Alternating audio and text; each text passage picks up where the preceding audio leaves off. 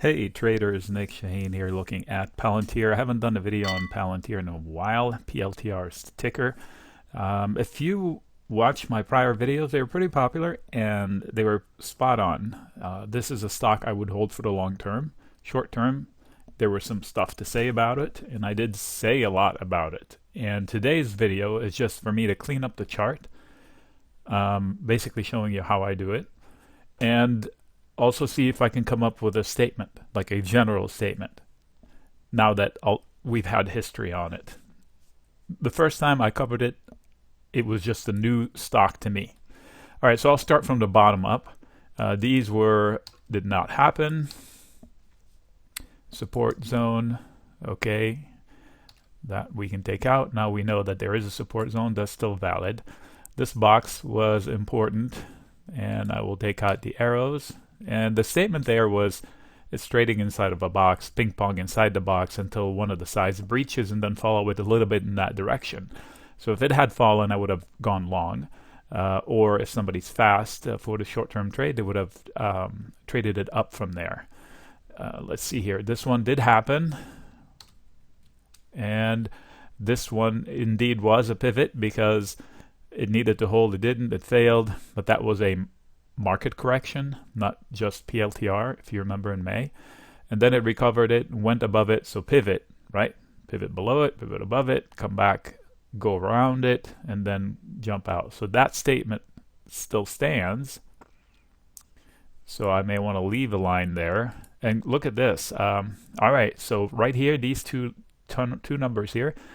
If I take this whole range, if you believe in Fibonacci, one is the 50%, 27 and change, and this one, where I put the pivot line, is the 61.8, which people say it's more powerful than the 50%. I'm not a Fibonacci guy. I just put them there for visual references, and look at that. It matches up with actually where the price action has happened. Pretty interesting. All right, so this one here, resistance and eventually the opportunity. Guess what? It's playing out right now. And there's another one above it. So I'm going to leave this one. It's playing out, and that one. So today it broke out up for 4%. It was a little bit higher earlier. I wouldn't chase it into 28 because if I remember correctly, 28 for a while was in play. So next time they revisit it, it might present some new buyers in there. Also above it, the level has history. Yeah, that's beautiful, but that was under the GME umbrella. This should not belong with these guys. So I'm going to leave a few lines on there. This one is because it's actually in play right now, the breakout. This one because it could be the one that could be happening today. I don't know where it's going to close today. These are daily candles. If it closes above this high, that's really good news for this one to come to fruition. Maybe more. And also it needs the markets as well. So those two lines are staying. This box is staying because on bad days it's going to come into play to buy it. In fact, I'm going to put an alert here to look at it if it falls back into here, to not panic out, to maybe start some longs for a trade. Shorter term trades. I don't know if I need all of these bubbles here with the alert, so we can leave them. Let me see here. This one I don't need, even though it was the neckline opportunity here. Look how far back. Look, if I just say to the right, 325, I think that will get us here. Boom. Look at that. It's almost exactly the breakout line from way back then.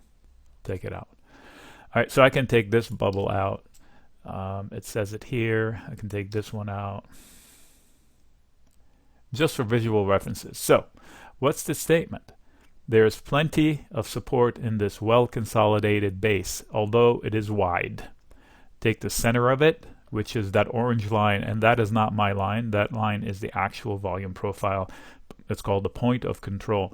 It's simply stated, this is where it's busiest. People love it the most. Both sides argue over it. Buy, sell the most. So volume bars down here don't tell me much. This one tells me that this is where all the volume is. Regardless of when they happened, this level is it. So 25. So dips into 25 should be buying opportunities, not panicking out moments. Will it fall lower? It could. It just is going to follow the market. So it doesn't trade in a vacuum. On its own, fundamentally, it's a good company. Whether you believe in it or not, the proof is in the pudding, as they say. And let's see, total revenue is still too young on Wall Street. It's older than this, but public. Revenues went from 600 million to about a 1.4 billion on a trailing 12 months. Let me see here. Statistically speaking, it's not cheap. 37 price to sales, that's not cheap. But you don't want cheap when it's a growth company. You want them to be growing the business. You can't grow the business while skimping. Just ask Amazon. This is not Amazon, but any growth company, in order to deliver the growth, they have to be aggressive with whatever they're offering. This one deals with government, deals with private sector, so they have venues to grow. Let me see here. This is on a quarterly basis to see if I can just... Okay, so there is a trend up as well. I don't know about seasonality in their business, so I hesitate to look at quarters and say, oh, look, it's heading up, but I don't know if this is usually a weaker quarter than this one or not. So the annual still says they're growing, right? Overview. I would love it when this turns positive. The cash flow from operations. Right now, it's 253 million negative. Once they get to neutral or positive, then it becomes like Tesla. It was a flip of the switch. Then you become free to do what you want. When you owe money to the bank, then anything you got to do, when you have to borrow money, you have to justify your actions. What are you borrowing the money for? Oh, we need somebody to sit on your board and agree. You're over leveraged. You can't do this. But when you create your own cash in order from your own operation, then you're free to do whatever you want. Freer. So, good company. The chart looks pretty good. Spent a long time consolidating around 25. So dips below 25 are reasons to look for entries. I remember I sold puts and put spreads into 18, probably somewhere in here, and never looked at them. Because if they gave me the stock at 18 because I sold the put, this is a bullish trade, by the way, selling a put or a put spread. I wouldn't have minded it, but they didn't give me the shares, and the trade ended up generating cash without any money out of pocket.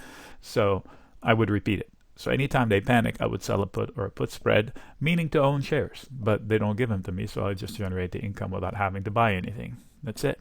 All right, so good company. There's no reason to short it. If somebody's shorting it for the long term, they know something I don't.